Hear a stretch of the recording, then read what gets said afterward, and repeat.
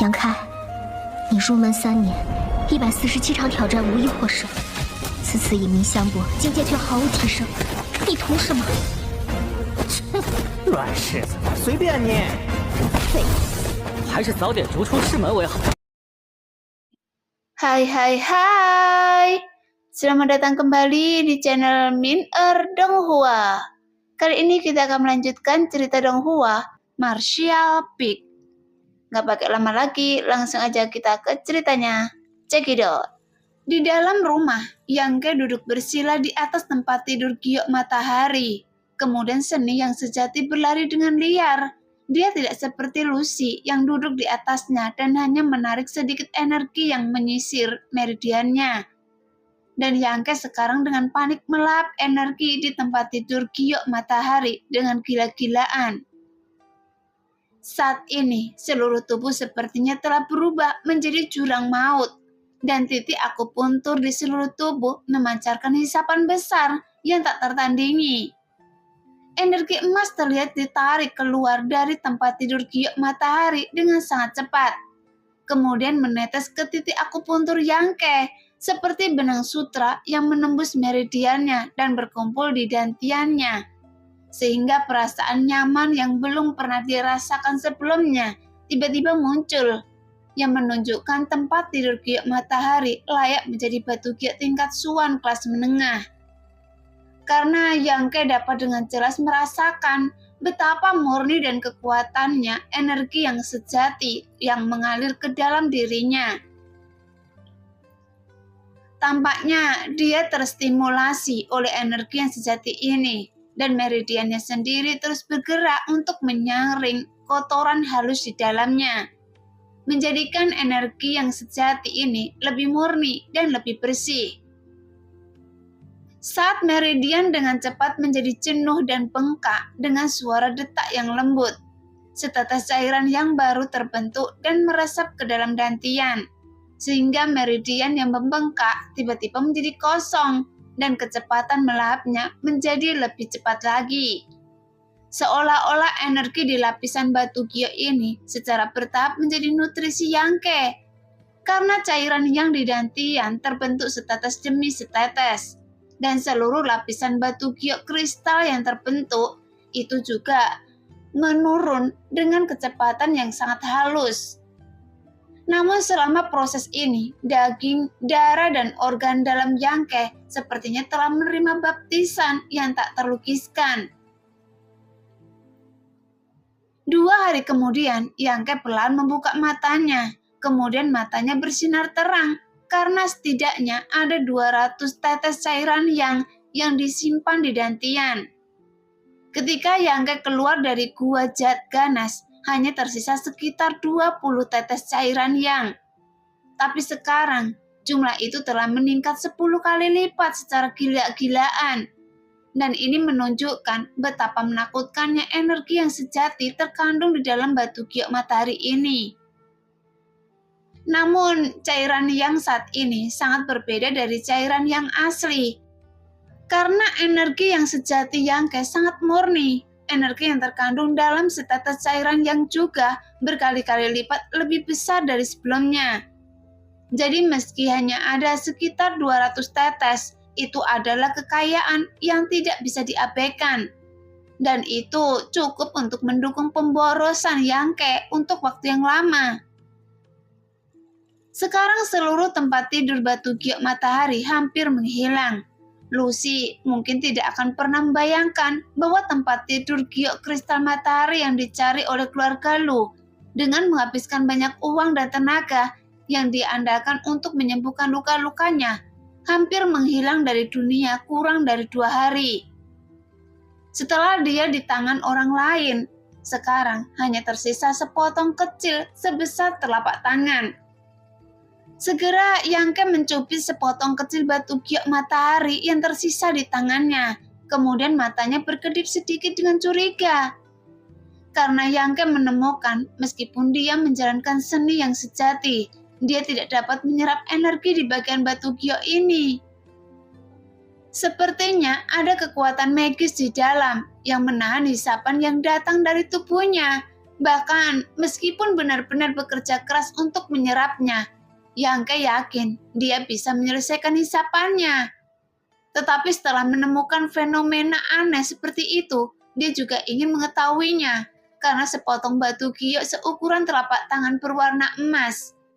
Jika warnanya dibandingkan dengan batu giok kristal yang di sekitarnya, itu lebih padat dan tebal dan ada semacam cahaya tertahan yang mengalir di dalamnya. Setelah Yang Ke memperhatikan sejenak dengan rasa ingin tahu, tetapi dia masih tidak melihat sesuatu yang istimewa. Setelah tertegun sejenak, Yang Ke menggunakan kesadaran spiritualnya untuk menjelajah. Namun saat kesadaran spiritualnya menembus ke dalam batu giok ini, dia seperti jatuh ke dalam kegelapan dan tidak menemukan apapun, sehingga dia tidak dapat mendeteksi sesuatu yang tidak biasa dari batu giok ini.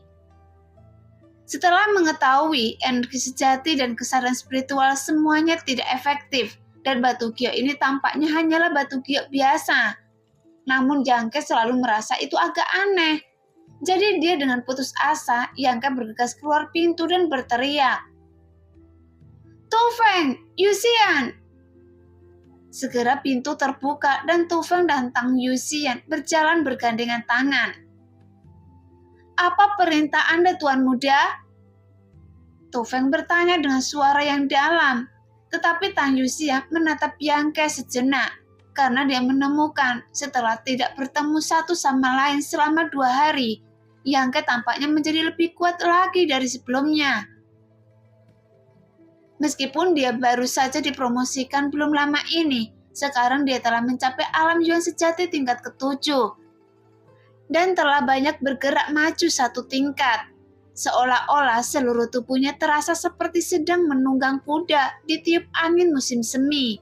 Tapi dengan keterkejutannya, Tang Yuxian hanya bisa menggelengkan kepalanya diam-diam. Karena bagaimana tuan mudanya bisa menjadi begitu kuat hanya dalam 2 hari pengasingan? Terlebih lagi, kemana perginya tempat tidur giok matahari? Karena Tang Yuxian tidak menemukan jejak tempat tidur batu giok sebelumnya di rumah. Segera, Yang Ke dengan santai melemparkan potongan batu giok di tangannya ke Tu Feng dan berkata, Datang dan lihat, apakah ada misteri di dalamnya? Tu Feng mengambilnya dengan santai, matanya bersinar karena terkejut. Tetapi dia dengan cepat berhenti, mengurutkan kening, meraih potong batu giok itu untuk melepaskan kekuatannya. Setelah merasakannya sebentar, dia menggelengkan kepalanya dan berkata, Pencapaian saya dalam kesadaran spiritual tidak sebaik milik Yuxian. Jadi saya tidak tahu. Jika ada sesuatu yang istimewa, biarkan Yuxian melihatnya. Yang Ke memandang Tang Yuxian dengan heran, seolah dia tidak menyangka bahwa dia sebenarnya lebih baik daripada Tu Feng dalam hal pencapaian spiritual. Ketika seseorang mencapai alam gerakan abadi, seseorang tidak hanya harus mengembangkan kekuatan tubuhnya sendiri, tetapi juga kekuatan jiwanya, dan beberapa orang memiliki pemahaman unik mereka sendiri tentang kesadaran spiritual dan keterampilan jiwa dewa. Jadi secara alami, mereka juga lebih kuat dalam hal ini dibandingkan dengan alam gerakan abadi lainnya. Jadi Tang Yuxian tidak diragukan lagi. Dia adalah orang seperti itu. Setelah Yang Ke mengangguk dan Tu Feng melemparkan potongan batu giok itu ke tangan Yuxian, sambil tersenyum lembut, Tang Yuxian mengambil potongan batu giok itu, menutup mata indahnya dan menuangkan kesadarannya ke dalamnya. Namun perlahan-lahan ekspresinya wajah menawan Tang Yuxian menjadi sedikit serius, seolah-olah dia benar-benar menemukan sesuatu yang berbeda. Dan kekuatan kesadaran spiritual yang dituangkan ke dalam potongan batu giok secara bertahap menjadi lebih kuat. Melihat itu, mata Yang Ke berbinar dan dia diam-diam menantikannya. Setelah beberapa lama, Tang Yuxian menarik kembali kesadarannya, menghembuskan nafas dengan lembut, membuka matanya dan sedikit kegembiraan muncul di matanya yang indah. Tuan muda, ini adalah batu giok yang telah melahirkan roh sejati. Roh sejati? Yang Ke dan Tu Feng keduanya tampak bergerak. Ya, roh sejati. Tang Yuxian mengangguk dengan berat. Dan menurut persepsi saya, itu sudah dikandung sejak lama dan sudah mulai terbentuk kendaraannya. Sehingga dia bisa menipu deteksi indera spiritual Anda. Roh sejati dengan kesadaran. Tu Feng berseru. Usianya setidaknya beberapa ribu tahun. Diam. Yang Ke mengedipkan mata pada Tu Feng. Tu Feng tertegun sejenak, kemudian dia tiba-tiba teringat sesuatu, dan dia segera melepaskan kesadaran spiritualnya. Setelah beberapa saat ekspresinya menjadi dingin, dia mendengus berat dan terlihat jelek. Jelas dia merasa bahwa di sekitar ruangan ini sebenarnya ada beberapa master alam kenaikan abadi yang menyembunyikan aura mereka untuk memantau apa yang terjadi di sini. Dan orang-orang ini jelas adalah penguasa keluarga Lu. Namun bukan karena kesalahan spiritual Tu Feng tidak sebaik orang-orang ini. Hanya saja para master tersebut menggunakan harta rahasia khusus. Dan karena dia menghitungnya dengan sengaja, tetapi tidak sengaja, sehingga dia tidak menyadarinya. Jika bukan karena sorot mata Yang Ke barusan, dia mungkin tidak berpikir untuk menyelidikinya dengan cermat. Tapi dia diam-diam terkejut di dalam hatinya, dan dia tidak tahu apakah Yang Ke berhati-hati atau sudah menyadarinya. Namun setelah mengetahui ada seseorang yang mengawasi di luar, Tu Feng tidak berani berteriak terlalu keras. Yang Ke melambai kepada mereka berdua, dan Tu Feng serta Taiyushi yang dengan cepat mendekat dan duduk bersila di hadapan Yang Ke. Kemudian mereka bertiga menyatukan kepala dan berbisik. Saya pernah mendengar tentang roh sejati dalam batu giok sebelumnya. Dikatakan bahwa ada kemungkinan roh sejati dilahirkan dalam batu giok dari zaman kuno. Jadi apakah ini yang terjadi di sini? Yang Ke merendahkan suaranya dan bertanya. Taiyushi menganggukkan kepalanya dan berkata dengan lembut. Itu benar. Hanya saja kemungkinan roh sejati terbentuk di batu giok sangat kecil dan itu mungkin tidak dilahirkan dari 10.000 keping batu giok. Saat dia berbicara, wajahnya menjadi sedikit bersemangat. Tapi begitu batu giok melahirkan roh sejati, nilainya akan segera meningkat puluhan kali lipat. Tu Feng juga mengangguk dengan berat. Iya. Yang Ke tiba-tiba menjadi tertarik, jadi dia bertanya, apa gunanya roh sejati ini? Kedua prajurit darah itu saling memandang dan merasa sedikit bangga. Setelah mereka mengikuti Yang Ke, dia selalu membuat mereka berdua takjub. Tapi sekarang, sepertinya dia masih seorang pemuda, sehingga dia tidak mengetahui rahasia dan rumor itu. Ternyata kita masih berguna. Tu Feng dan Tang Yuxian berpikir sendiri. Tanpa mengetahui apapun, Tang Yuxian buru-buru berkata,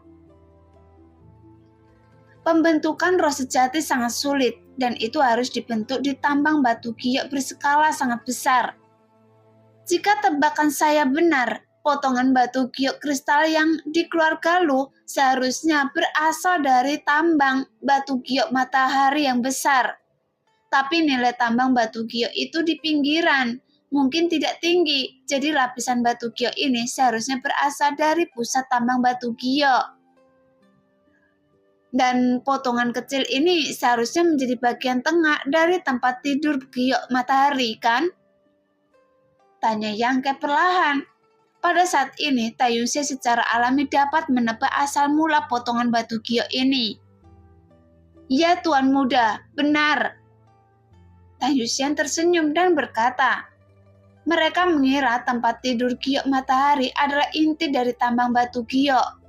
Faktanya, batu giok ini adalah inti dari esensi dan energi dan nilai yang dikandungnya, mungkin lebih tinggi daripada tambang batu giok tersebut. Mendengar itu, Yang Ke tiba-tiba menjadi bersemangat. Dan roh sejati adalah roh senjata terbaik yang lahir di dunia. Mata Tang Yuxian kabur dan dia memujinya tanpa ada penyembunyian dalam nadanya. Jika itu bisa disempurnakan menjadi harta rahasia, maka ketika rahasianya harta karun selesai, levelnya pasti akan meningkat pesat. Anda bisa, dia berkata, Jika Anda memiliki benda ini dan membiarkan ahli pemurni senjata memperbaikinya, mungkin harta rahasia tingkat spiritual akan muncul.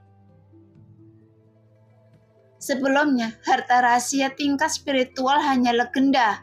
Bahkan Xiao Fusheng mengejar seluruh hidupnya hanya untuk menyempurnakan ramuan spiritual. Demikian pula harta rahasia tingkat tertinggi.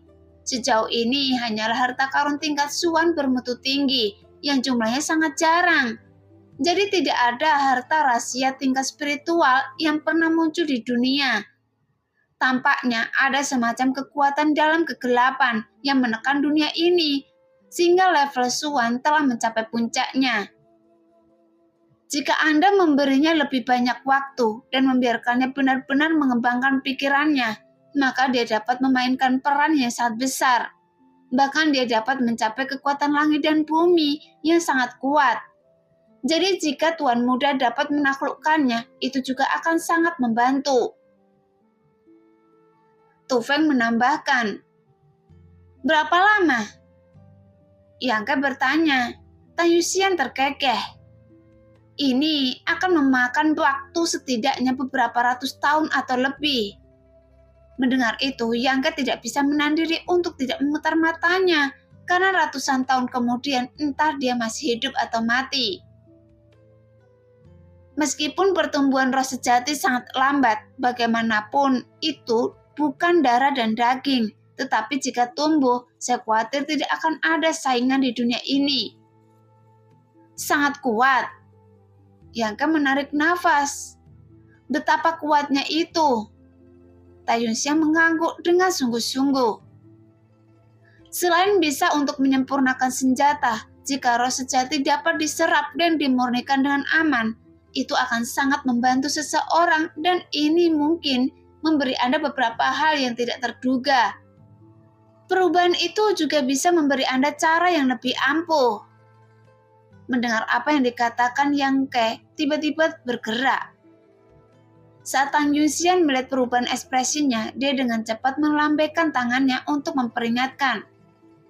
"Tuan Muda, Anda tidak boleh memurnikannya sekarang. Energi yang terkandung dalam batu giok kecil ini berada di luar imajinasi Anda. Jika diserap ke dalam tubuh, itu akan sangat berbahaya." "Saya tahu." Melihat betapa seriusnya dia mengatakannya, Yang Ke merasakan getaran di hatinya. Diam-diam dia berpikir bahwa dia mungkin tidak beruntung jika dia menyerapnya dengan gegabah sekarang. Setelah memperjelas informasinya, Tan Yuxian mengembalikan sepotong kecil batu giok itu kepada Yang Ke dan berkata, "Tuan Muda, tolong simpan ini, jangan biarkan orang lain mengetahuinya. Jika tidak, maka itu akan membangkitkan ketamakan orang yang berkuasa." "Iya." Yang Ke mengangguk. Dengan ruang buku hitam sangat mudah untuk menyembunyikan sesuatu. Tu Feng menyeringai dan tertawa dalam hati. "Sepertinya keluarga lu menderita kerugian besar kali ini." Karena tidak peduli berapa harga yang dibayar Yang Ke sebagai ganti tempat tidur giok matahari milik Lucy, sekarang tampaknya Yang Ke mengambil keuntungan besar. Tai Yunxian juga mengerucutkan bibirnya dan tersenyum manis. "Saya khawatir mereka tidak menyangka akan ada roh sejati di dalamnya." Karena roh sejati telah mulai mendapatkan kewarasan, dia dapat menipu deteksi kesadaran spiritual sebagian besar master. Sebelumnya, dia bersembunyi tempat tidur giok kristal matahari. Bahkan Lucy tidak menyadarinya. Jika tidak, dia tidak mungkin memberikannya kepada Yang Ke. Sialan, keluarga Lu picik. Mereka bahkan berani memata-matai gerakan Tuan Muda. Jadi orang seperti itu tidak layak untuk dimenangkan. Tu Feng mendengus. "Luka saya dan Yuxian sudah pulih. Tuan Muda, kapan akan pergi dari sini?" "Ayo berangkat besok." Jelas Yang Ke tidak berencana untuk tinggal lama di keluarga Lu, tetapi dia harus menunggu 2 pelayan darah untuk menyembuhkan luka mereka dalam beberapa hari terakhir, dan dia harus menyerap energi dari batu giok matahari dalam beberapa hari terakhir. Jadi dia harus menunda perjalanannya. Lagi pula setelah jauh dari rumah selama bertahun-tahun, Yang Ke juga tidak sabar untuk kembali menemui kedua orang tuanya. Oke, kalau begitu, saya akan pergi dan memberitahu Nona Kyo. Sepertinya dia mengatakan ingin bergabung dengan kita. Tayu Xian mengangguk. Pada saat ini, berita bahwa Yang Ke ingin meninggalkan keluarga Lu telah menyebar dengan cepat. Tapi Lu Liang dan yang lainnya sebenarnya merasa sedikit lega, karena untuk beberapa alasan, mereka merasa tidak nyaman selama Yang Ke ada di sini. Seolah-olah mereka takut tuan muda keluarga yang lainnya akan mengetahui bahwa keluarga Lu mereka memiliki kontak dengan Yang Ke. Malam itu, Lu Liang mengadakan perjamuan lagi untuk Yang Ke dan Qiu Yimeng dan lainnya. Namun di jamuan makan, semua orang hanya membicarakan romansa, dan mereka tetap bungkam tentang perubahan warisan keluarga Yang dan situasi masa depan di Zhongdu. Qiu Yimeng memperhatikan dengan mata dingin, mengetahui bahwa keluarga Lu sama sekali tidak menganggap tinggi Yang Ke. Tapi dia tidak mengatakan apa-apa lagi. Jadi sama seperti terakhir kali, dia makan sebentar dan pergi lebih awal. Yang Ke sendiri sedang menikmati makanannya dan tidak menyebutkan apapun tentang merayu keluarga Lu. Minum anggur, makan daging, dan mencicipi buah-buahan serta makanan lezat. Tapi kelambanannya membuat Lu Liang dan lainnya menghela nafas lega. Mereka sangat takut Yang Ke akan menyebutkan sesuatu di saat-saat terakhir. Jika itu terjadi, Lu Liang mungkin tidak tahu harus menjawab apa. Meskipun anggurnya adalah anggur yang sama, tetapi berbeda dengan saat mereka menyambut Yang Ke dan yang lainnya. Sekarang sikap semua orang di keluarga Lu telah mengalami beberapa perubahan halus secara tidak sengaja. Setelah anggur habis dan semua orang kembali ke rumah masing-masing untuk beristirahat, hari kedua, pejabat senior keluarga Lu dipimpin oleh Lu Liang mengucapkan selamat tinggal kepada Yang Ke dan Qiu Yimeng di pintu masuk utama. Lu Liang memandang Yang Ke dengan wajah tulus dan berkata, "Tuan muda Yang, ketika Anda pergi ke Zhongdu, mungkin situasinya berbahaya karena pertempuran untuk merebut warisan tidak boleh dianggap enteng." Yang Ke mengangguk ringan. Lu Liang berkata sambil tersenyum, "Tuan muda dari keluarga Yang jarang sekali datang ke keluarga Lu, dan keluarga Lu saya tidak bisa menawarkan apapun. Jadi kami hanya mengirimkan sejumlah perak untuk mengungkapkan perasaan kami. Saya harap tuan muda yang tidak akan menolaknya."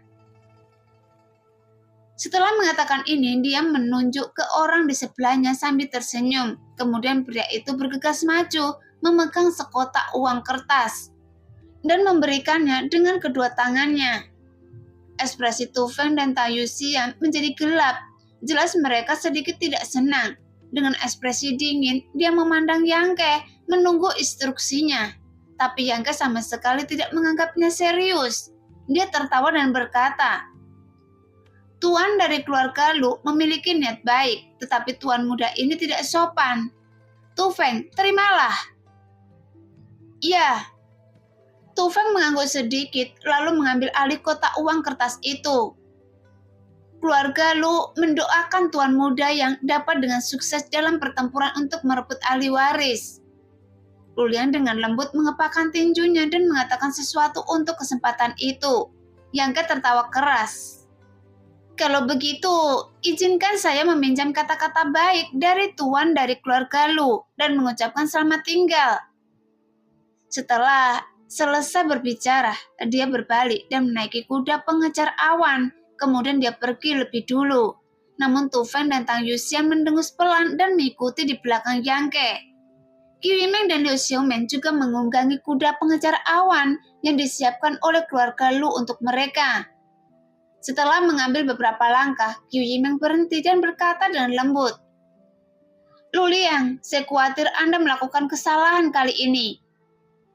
Mendengar itu, ekspresi Lu Liang sedikit berubah, dan saat dia hendak berbicara, Qiu Yimeng sudah menaiki kudanya dan pergi seperti kilat. Sehingga wajah para senior dari keluarga Lu di belakang juga tidak terlalu bagus. "Apakah ada yang salah dalam perhitungan saya?" Lu Liang merutkan kening, mengingat kata-kata terakhir Qiu Yimeng sebelum pergi. Karena maksudnya sangat jelas, dia dengan jelas menyalahkan Lu Liang karena begitu meremehkan Yang Ke. Tapi bahkan jika Anda adalah wanita tertua dari keluarga Qiu, Anda tetaplah seorang wanita muda. Jadi dalam hal visi dan strategi, bagaimana Anda bisa membandingkannya dengan saya? Memikirkan hal ini, meskipun Lu Liang merasa sedikit tidak nyaman, dia tidak mendengarkan kata-kata Qiu Yimeng sama sekali. Kalau begitu, biarkan waktu membuktikan apakah saya salah perhitungan atau tidak. Pada saat ini, 5 kuda pengejar awan maju dengan cepat, dan Qiu Yimeng serta Luo Xiaomen perlahan menyusul dari belakang. Setelah meninggalkan keluarga Lu, Tu Feng dan Tang Yuxian selalu terlihat murung. Mereka merasa kasihan pada Yang Ke. Ketika dia akhirnya pergi, Lu Liang tampak tulus dan murah hati. Namun kenyataannya, semua orang yang hadir tahu apa yang dia pikirkan. Jika keluarga Lu benar-benar ingin berteman baik dengan Yang Ke, mereka tidak bisa begitu saja memberikan sejumlah uang di saat-saat terakhir, karena apa yang dimaksud dengan perebutan warisan, yang penting adalah komunikasi, koneksi dan sarana masing-masing tuan muda. Yang lebih spesifiknya, yang mereka perjuangkan adalah bakat dan materi.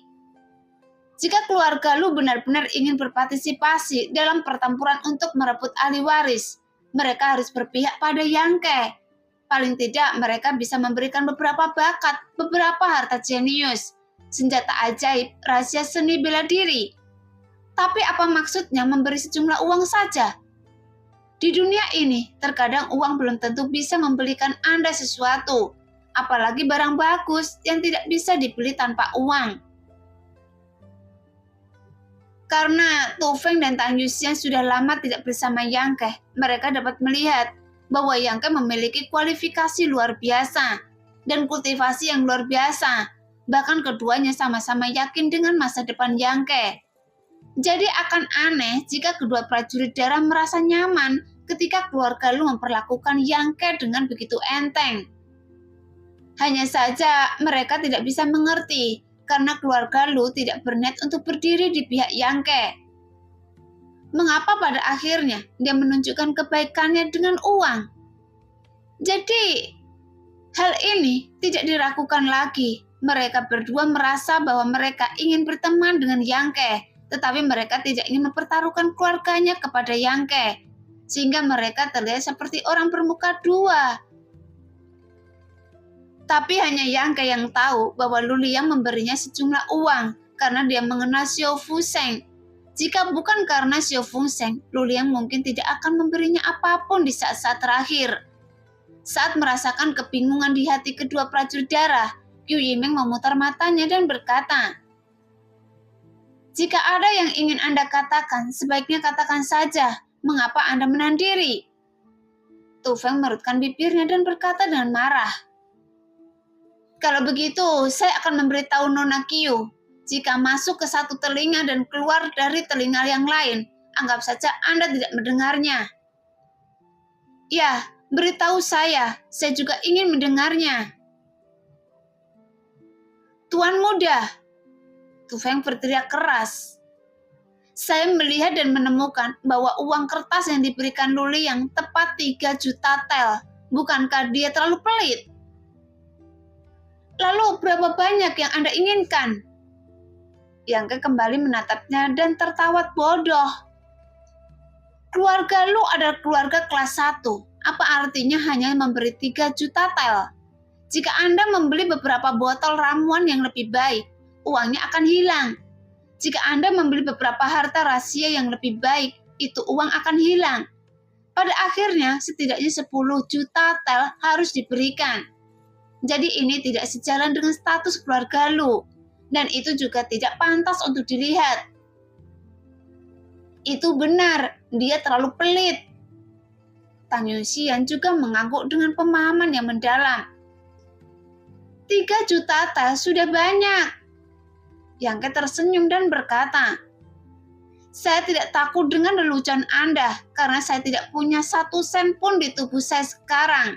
Jadi 3 juta tel ini akan sangat berguna bagi saya." "Uang Uang ini kelihatannya banyak, tetapi jika menyangkut perebutan warisan, pada dasarnya uang itu tidak ada artinya. Tu Feng berkata dengan marah. Lu Liang jelas mengetahui hal ini, tapi dia benar-benar melakukan ini. Jika keluarga Lu dan keluarga Nona Qiu memiliki beberapa koneksi, saya harus memukulinya, lalu memasukkan uang kertas ke dalam mulutnya dan membiarkan dia memakannya. Qiu Yimeng menggelengkan kepalanya dan tersenyum pahit. Lu Liang memang terlalu berhati-hati kali ini, tapi sepertinya itu bukan sepenuhnya salahnya. Tuan muda Anda yang bertindak berlebihan. Apa maksud Anda? Mengapa Anda menyalahkan Tuan muda? Tang Yuxian tertegun sejenak. Tanyakan sendiri padanya. Dia tahu betul bagaimana dia berperilaku selama hari-hari ini di keluarga Lu. Kata Qiu Yimeng, mendesak kuda pengejar awan untuk mengambil beberapa langkah dan datang ke sisi Yang Ke, berbalik untuk melihatnya. Apakah Anda tahu bagaimana situasinya sekarang? Kenapa Anda masih begitu ceroboh dan membiarkan bantuan keluarga Lu lolos dari Anda? Mendengar itu, Yang Ke meliriknya kemudian dia membuang muka. Saya sedang berbicara dengan Anda. Qiu Yimeng tiba-tiba menjadi marah. Anda tidak hanya melepaskan sekutu, tetapi Anda juga menambahkan musuh pada diri Anda sendiri. Apakah Anda mengerti? Kesenjangannya akan sangat besar setelah ini. Sekutu? Yang Ke mencibir. Mereka yang hanya ingin menjalin hubungan dengan saya, jadi mereka tidak memenuhi syarat untuk menjadi sekutu saya. Tapi di manakah aliansi tanpa kepentingan sekarang? Bukankah ide Anda terlalu naif? Saya terlalu malas untuk memberitahu Anda. Saya tidak membutuhkan orang lain untuk mengevaluasi saya. Ketika saya melakukan sesuatu, hanya saja mereka yang berani memprovokasi saya. Mereka harus membayar harganya. Qiu Yimeng begitu tercekik hingga dia memutar matanya. Kemudian dengan marah dia berseru. Tunggu saja ketika saya kembali. Saya akan bergabung dengan tuan muda lainnya untuk merobohkan kesombongan Anda. Tu Feng dan Tang Yuxian langsung terkejut dan berkata dengan cepat. Nona Qiu, Anda tidak boleh mengatakan omong kosong ini, kan? Yang Ke mencibir berulang kali. Anda bisa mencobanya, tapi jangan salahkan saya karena mengusir keluarga Qiu Anda dari Zhongdu. Mendengar itu, Qiu Yimeng tampak terkejut dan memandang Yang Ke dengan bodoh, seolah dia tidak menyangka dia bisa mengucapkan kata-kata sekejam seperti itu. Bahkan Tu Feng dan Tang Yuxian terkejut. Mereka merasa bahwa Yang Ke memang terlalu sombong ketika dia mengucapkan kata-kata sebesar itu, dan itu sangat menyakitkan. Tepat ketika dia khawatir dan ingin mengucapkan beberapa kata manis untuk Yang Ke, dan Qiu Yimeng dengan cepat pulih. Bahkan tidak hanya tidak menganggapnya serius, tetapi malah menatap Yang Ke sambil tersenyum. Matanya yang indah berseri-seri, kemudian dia berkata, Yang Ke, katakan sejujurnya, selain penyihir itu, berapa banyak koneksi yang Anda miliki untuk dapat Anda gunakan dalam pertempuran? Dan berapa banyak kekuatan yang dapat Anda menangkan?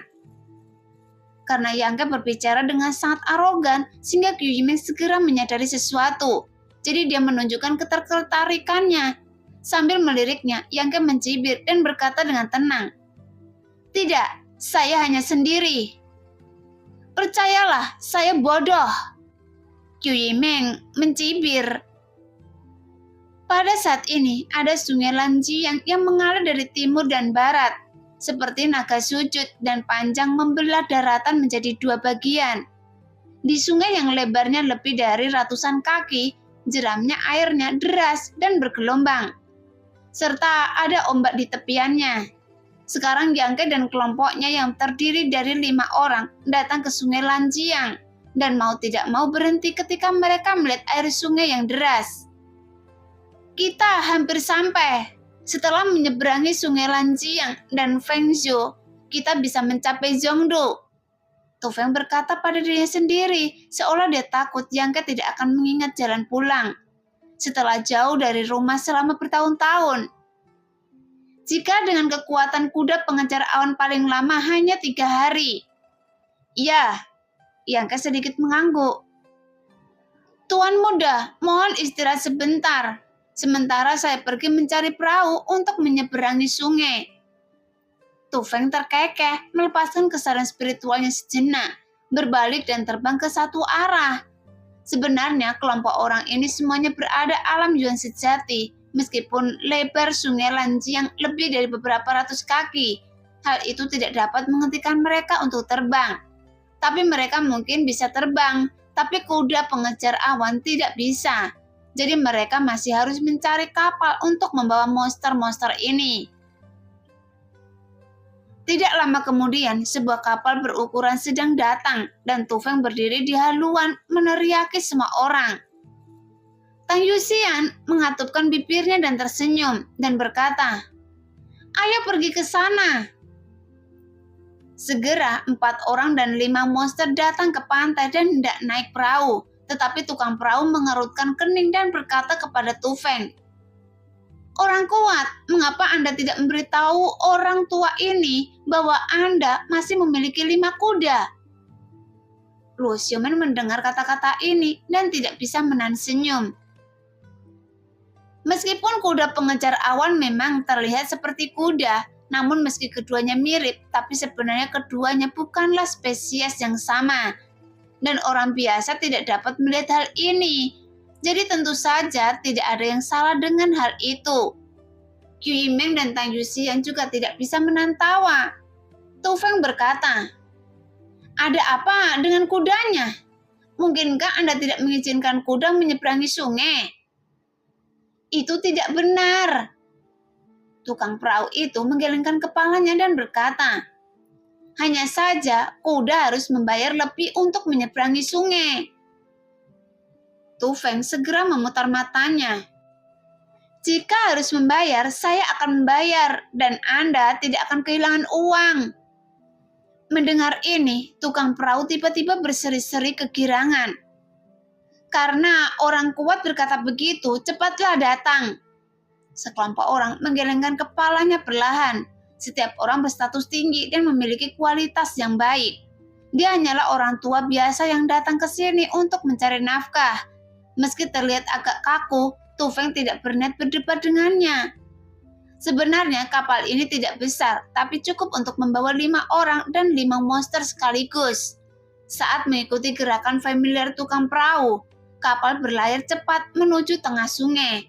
Sambil berdiri di atas perahu, Tang Yuxian tersenyum dan berkata, "Saya belum pernah naik perahu yang sangat reot, sehingga jika Anda tidak sering memikirkannya, Anda mungkin akan mudah pingsan."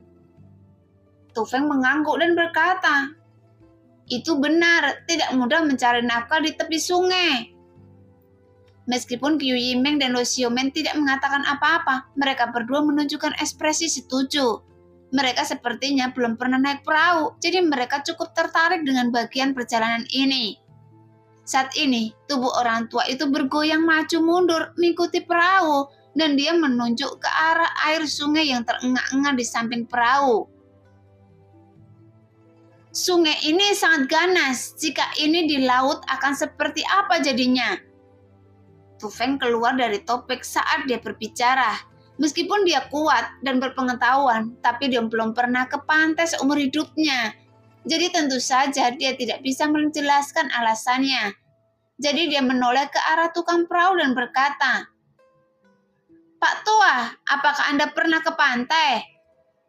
Mendengar hal ini, tukang perahu tersenyum jujur, menggelengkan kepalanya dan berkata, "Saya telah berada di tepi sungai Lanji yang sepanjang hidup saya. Jadi bagaimana saya bisa menemukan waktu untuk pergi ke pantai? Namun meskipun saya belum pernah ke sana, saya pernah mendengar bahwa perahu-perahu di laut sangat besar. Nampaknya masing-masing perahu panjangnya beberapa ratus kaki. Bahkan lautnya sangat ganas, tetapi kapalnya sangat stabil ketika berlayar di atasnya. Dan bahkan jika Anda menuangkan segelas air dan menaruhnya di atas meja, tidak akan ada yang tumpah." "Benarkah?" Tu Feng tertawa, jelas tidak mempercayainya. "Mengapa tidak benar? Coba pikirkan, orang kuat, kapal-kapal itu sangat besar sekali. Sekalipun angin dan ombak di laut kencang, mereka tidak bisa mengguncangnya." kedua prajurit darah, Qiu Yimeng, Luo Xiaomeng, dan tiba-tiba terlihat tertarik. Meskipun mereka tahu bahwa apa yang dikatakan tukang perahu itu tidak benar, mereka tidak melakukan apapun dan dapat menghabiskan waktu dengan mendengarnya. Namun melihat beberapa orang penuh ketertarikan, tukang perahu tidak takut dengan panggung dan malah mulai berbicara tanpa henti. Tapi Yang Ke tersenyum diam-diam di samping dengan ekspresi tenang, karena dari semua orang yang hadir, hanya dialah satu-satunya yang pernah ke laut. Bahkan lebih jauh ke dalam laut dan hampir tidak pernah kembali. Tapi Yang Ke tidak berusaha menunjukkan sikap berlebihan kepada tukang perahu itu. Setelah berbicara sebentar, kapal sampai di tengah sungai Lianjiang.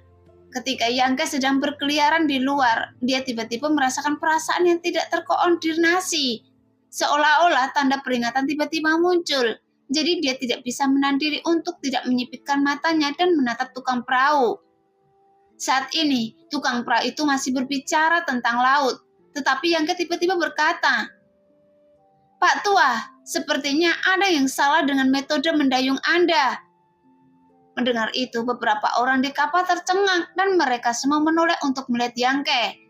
Tapi tukang perahu bahkan tertawa dan berkata, "Saudaraku, apa maksud Anda dengan ini?" Yang Ke sedikit tersenyum. Jika orang mendayung sepanjang tahun akan mencari ritme mendayung dalam pernafasannya, terutama di sungai besar yang berarus deras.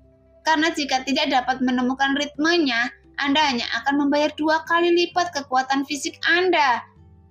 Karena Anda telah hidup di dekat air di sepanjang hidup Anda, tidakkah Anda memahami hal ini? Mendengar itu, ekspresi Tu Feng dan Tang Yuxian tiba-tiba menjadi serius, dan mereka memandang tukang perahu dan waspada. Kemudian mereka dapat melihat, mendengar itu, ada keterkejutan dan kepanikan di mata tukang perahu itu.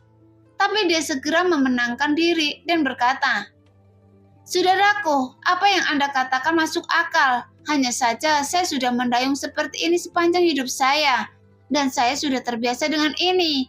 Tapi saya akan mencoba metode yang Anda sebutkan di lain hari dan melihat apakah metode ini bisa menghemat tenaga." Yang Ke terus tersenyum. "Anda menyeberangi separuh sungai dengan cara ini, tapi wajah Anda tetap tenang. Tapi jantung Anda tidak berdetak, karena Anda tinggal di tepi sungai. Anda seharusnya makan ikan sungai, kan?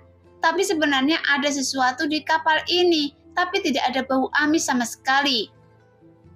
Suara Yang Ke menjadi lebih dingin, matanya perlahan menyipit. Kemudian dia melanjutkan, "Orang tua, ayah, Anda bukan orang biasa, jadi..." Sebelum Yang Ke selesai berbicara, Tu Feng dan Tang Yuxian sudah bergegas menuju tukang perahu. Pada saat ini, elang berbulu emas berdarah perak yang telah melayang di langit mengeluarkan teriakan cepat, seolah-olah dia memberikan peringatan yang jelas dalam suaranya. Qiu Yimeng dan Luo Xiaomeng juga mengubah wajah mereka dan dengan cepat mengaktifkan kekuatan mereka.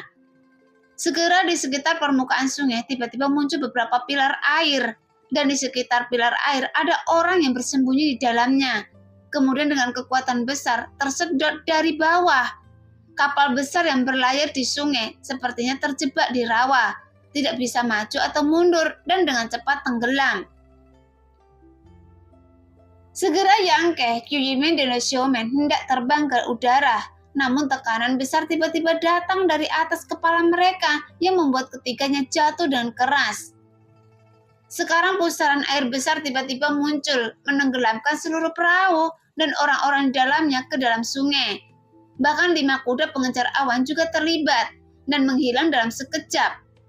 Namun saat Yang Ke jatuh ke dalam air, dia merasakan kekuatan ledakan yang tak tertandingi datang dari segala arah, yang menunjukkan kedua prajurit darat telah bertarung melawan tukang perahu. Di sekelilingnya, sosok-sosok samar berenang seperti ikan.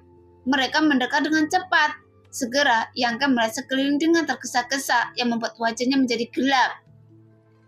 Sekarang, Tu Feng dan Tang Yuxian bertarung melawan 3 orang di bawah air. Ketiganya adalah penguasa alam kenaikan abadi, dan tidak satu pun dari mereka yang biasa-biasa saja. Yang satu berada di alam kenaikan abadi tingkat 8, satu lagi berada di tingkat ke-7. berada di alam kenaikan abadi tingkat kelima. Meskipun kedua prajurit darah itu kuat, tapi mereka tidak akan bisa melarikan diri untuk sementara waktu. Sekarang musuh terdekat berjarak kurang dari 10 kaki dari Yangke, sehingga Yangke dengan jelas melihatnya menyeringnya di bawah air. Saat dia melambaikan telapak tangannya, cahaya hijau menerobos air sungai dan datang ke arahnya.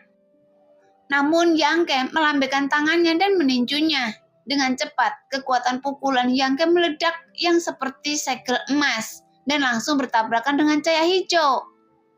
Segera terdengar suara teredam dan cahaya hijau itu meredup dalam sekejap, tetapi masih belum sepenuhnya terhalang.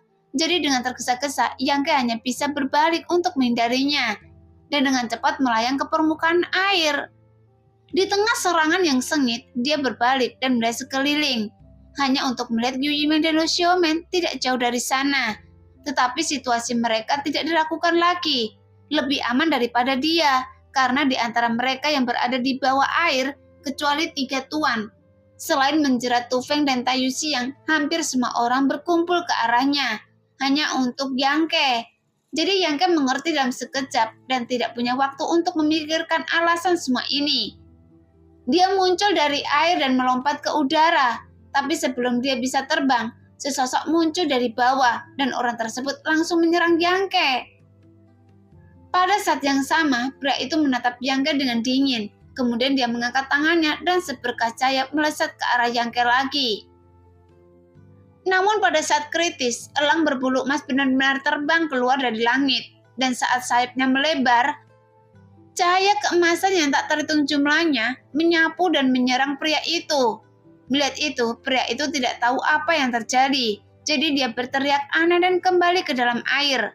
Mengambil kesempatan ini, Yangke berbalik dan dengan cepat terbang menuju tepi sungai. Segera serangkaian suara datang dan 6 atau 7 sosok melayang di udara.